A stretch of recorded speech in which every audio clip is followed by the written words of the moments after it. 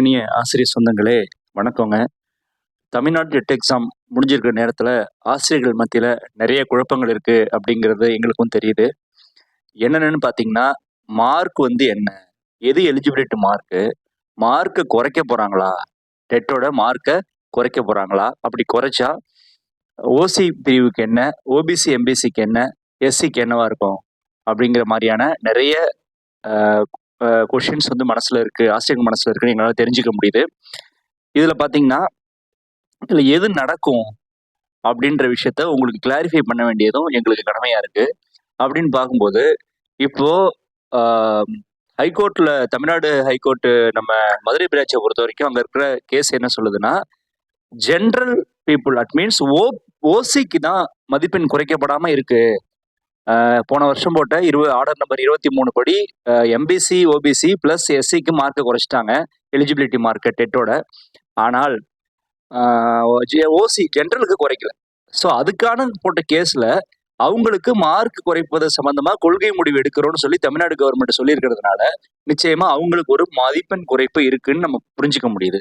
இது இல்லாம மற்ற ஆசிரியர்களுக்கு இப்ப ஷெட்யூல் காஸ்டுக்கு 60 இருக்கு, அது இன்னும் 60%, அது இன்னும் அதாவது 60 மதிப்பெண் அது இன்னும் குறைக்கப்படுமா அப்படிங்கிற வினா இருக்கு. ஓபிசிக்கு இருக்கக்கூடிய அந்த 75 மதிப்பெண் அப்படிங்கிறது இன்னும் குறைக்கப்படுமா அப்படிங்கிற டவுட் இருக்கு. ஸோ இதுதான் வந்து ஒர்க்கிங் டீச்சர்ஸ் மத்தியில இப்ப அடிக்கடி அவங்க கேட்குற கேள்வியா இருக்கு. ஸோ இப்ப இன்னொன்று பார்த்தீங்கன்னா, லேட்டஸ்டா இந்த சீனியாரிட்டிக்கு வருஷத்துக்கு ஒரு பாயிண்ட் கொடுக்க போறாங்களா அப்படிங்கிற ஒரு செய்தி. நாம வந்து உண்மை நிலையை விளங்க முயற்சி பண்ணணும்.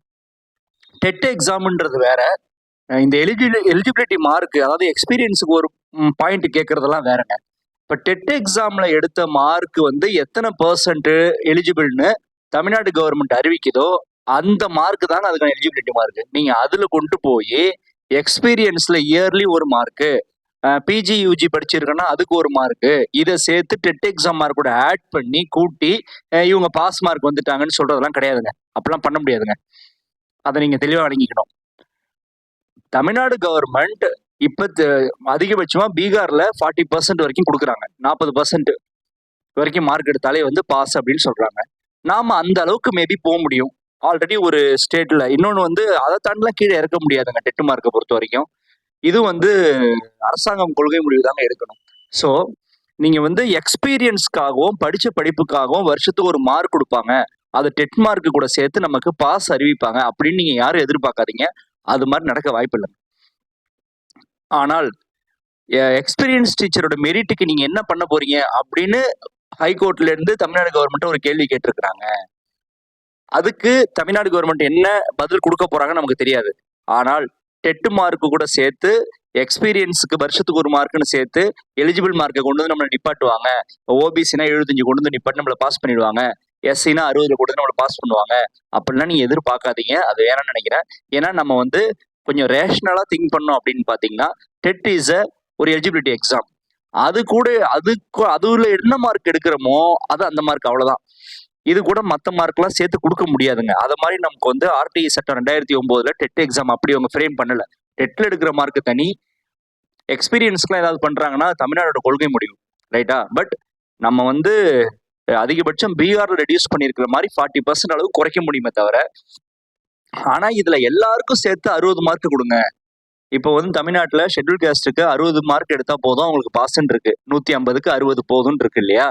ஸோ வந்து அதை மாதிரி எல்லாருக்கும் கொடுங்கன்னு கேட்டா அப்படியும் கொடுப்பாங்களா அப்படின்னு சொல்ல முடியாது. இப்போ ஆல்ரெடி வந்து ஷெட்யூல் காஸ்டுக்கு 60, ஓபிசிக்கு 75, இதுலயே இதுக்கு பிறகு குறைப்பாங்களா அப்படிங்கறதே டவுட்டா தான் இருக்கு. இது சம்பந்தமான டிஸ்கஷன் நடந்திருக்கு, பட் என்ன முடிவு எடுத்தாங்கன்னு தெரியலங்க. அந்த முடிவு வரும்போது உங்களுக்கு நாங்கள் ஆத்தென்டிகேட்டரா சொல்றோம். ஏன்னா ஏதோ ஒரு விஷயத்த சொல்லி உங்களோட ஆசையை தூண்டி விடுறது, உங்களை வந்து பரபரப்புக்கு உள்ளாக்குறது நோக்கம் கிடையாதுங்க. அது மாதிரி செய்திலாம் சொல்ல முடியாது, அப்படிலாம் இருக்காது. பட் இத மாதிரியான கோரிக்கைகள் வந்து ஆசிரியர் சங்கங்கள்ட்ட இருக்கு. தமிழ்நாட்டோட ஒவ்வொரு மாவட்ட ஆசிரியர் சங்கங்களும் என்ன பண்றாங்க, இல்ல சென்டர் அசோசியேஷன்ஸ் என்ன சொல்றாங்கன்னா, எங்களுக்கு எக்ஸ்பீரியன்ஸ் பேஸ் பண்ணி பாயிண்ட் கொடுக்கணும்லாம் கேட்குறாங்க. பட் டெட்டோட ரூல்ஸ் படி அது வந்து சாத்தியமா? அந்த மார்க்கை குறைச்சி இல்லை ஆட் பண்ணி நம்ம வந்து கொடுக்க முடியுமா அப்படின்னு பார்த்தீங்கன்னா, அது வந்து கேள்விக்குறி தாங்க. கேள்விக்குறி அப்படின்றத தாண்டி அதெல்லாம் நடக்க வாய்ப்பு இருக்காதுன்னு நான் நினைக்கிறேன்.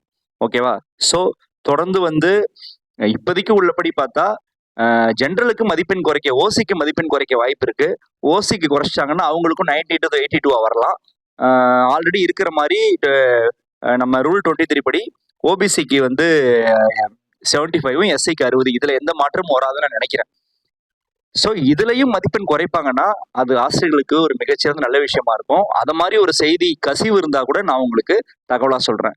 Okay friends, thank you teachers. தொடர்ந்து நம்ம சேனலை ஃபாலோ பண்ணிக்கோங்க. தேங்க்யூ.